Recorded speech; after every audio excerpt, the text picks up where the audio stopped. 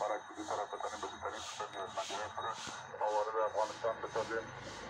دیگه در این سفر انشاءالله تعداد زیادی از سرمایه‌گذارای چینایی را که قرار است در افغانستان سرمایه‌گذاری کنند به اونها هم دعوت می‌کنم، معلومات مکمل برشان می‌دم. از خبرهای محلی تا رویدادهای جهان، همه در BBC. سازمان ملل متحد امسال از روز جهانی خوراک با تأکید روی نقش آب در تولید غذا تشکیل می‌کند. این سازمان روی این نکته تأکید دارد که از آبهای موجود جهان که تنها 2.5% آن شیرین و برای کشاورزی و نوشیدن مساعد است، استفاده عادلانه صورت گیرد. این در حالی است که به گفته سازمان ملل بیش از 90% مردم افغانستان غذای کافی برای خوردن ندارند و خشکسالی مزمن ظرفیت تولید غذا را در این کشور کاهش دادند.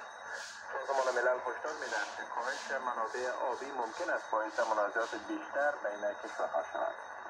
گزارش در این زمینه از بشیر بختیار.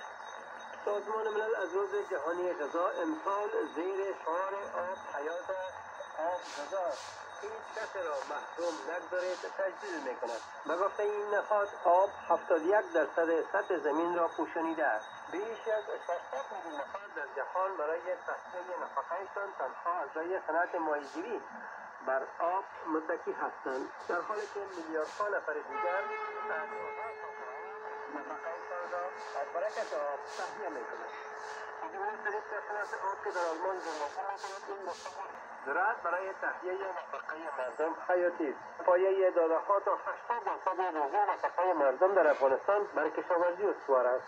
گزارش‌ها ما در افغانستان بیانگر آن است که در برخی نقاط مردم با دلیل نبودن آب و خشکیدن منابع تولید غذاییشان روستاهای آباییشان را به سوی شهرها ترک می‌کنند.